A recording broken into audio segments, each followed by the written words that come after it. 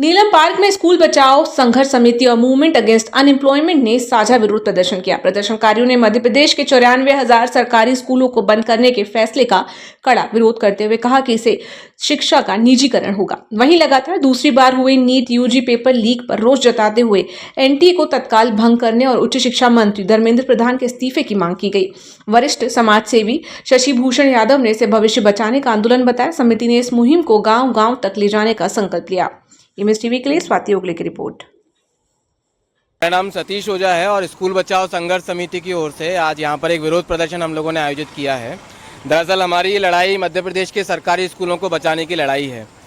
पिछली बरसात में मध्य प्रदेश के सरकारी स्कूलों की हालत जग जाहिर हुई कि बारिश होते ही कहीं छत का प्लास्टर टपक रहा है, कहीं बच्चों के ऊपर छत का प्लास्टर गिर जा रहा है, कहीं पानी भर जा रहा है। हम लोग लंबे समय से मांग कर रहे थे कि इन स्कूलों को बेहतर करना चाहिए, इन स्कूलों को इलाज की ज़रूरत है, सरकार ध्यान दे। लेकिन आप सोच कर देखिए सरकार ने क्या तरीका अपनाया है। सरकारें स्कूलों को बेहतर बनाने की बजाय उनको बंद कर रही हैं।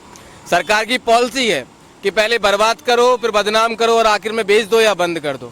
तो पहले इनको बजट ना देकर बर्बाद किया है, फिर बदनाम कर दिया कि इनमें पढ़ाई नहीं होती इसलिए पेरेंट्स एडमिशन नहीं लेंगे, और अब वो तीसरे स्टेप पर हैं, वो इसको बंद करने जा रहे हैं।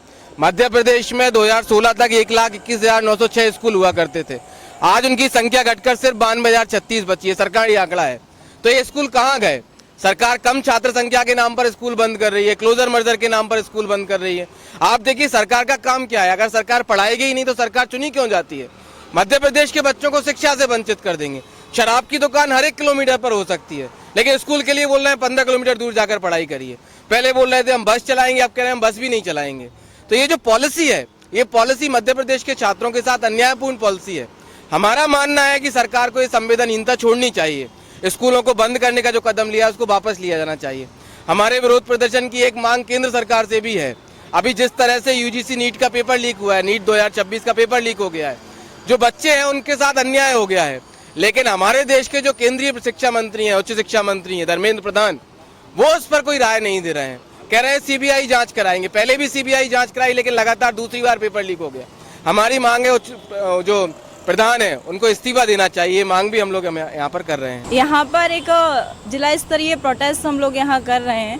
आज यहाँ पर भोपाल के अलग अलग एरिया के स्टूडेंट्स यहाँ हैं। अभी मध्य प्रदेश में 2020 में जो नई शिक्षा नीति लागू की गई, जिसमें तय किया गया कि 1 से 15 किलोमीटर के दायरे में संदीपनी, सीएम राइज, ईएफए जो अलग अलग नामों पर 10,000 स्कूल सरकार जो खोलने के लिए जा रही है, इसके पीछे एक बड़ा जो हम लोग देख रहे हैं कि एक जो पॉलिसी लागू की जा रही है कि मध्य प्रदेश के 94,000 सरकारी स्कूलों को सरकार बंद करके सिर्फ 10,000 स्कूल को चलाएगी।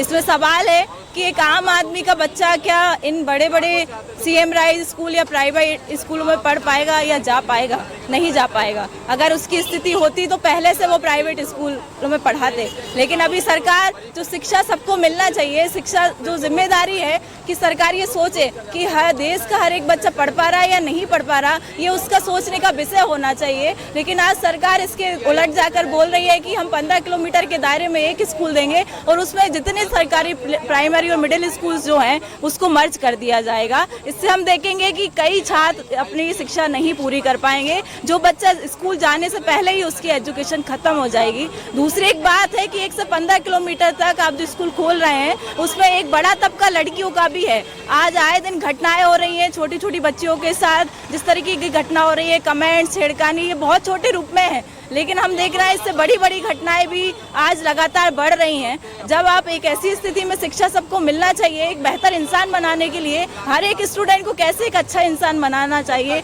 ये सरकार को सोचना चाहिए। लेकिन इसका उलट जाके सरकार अपनी जिम्मेदारी से पीछे हटकर सरकारी स्कूलों को बंद करने जा रही है। हम इन सरकारी स्कूलों को नहीं बंद होने देंगे। उस आंदोलन को जब तक चलाएंगे जब तक इस पॉलिसी को वापस नहीं लिया जाएगा। इसी को लेकर हम यहाँ पर अपने स्कूल बचाने के लिए, आगे आने वाली जनरेशन इन स्कूलों में पढ़ पाए, उसके लिए हम यहाँ पर इकट्ठा होकर यहाँ प्रोटेस्ट कर रहे हैं।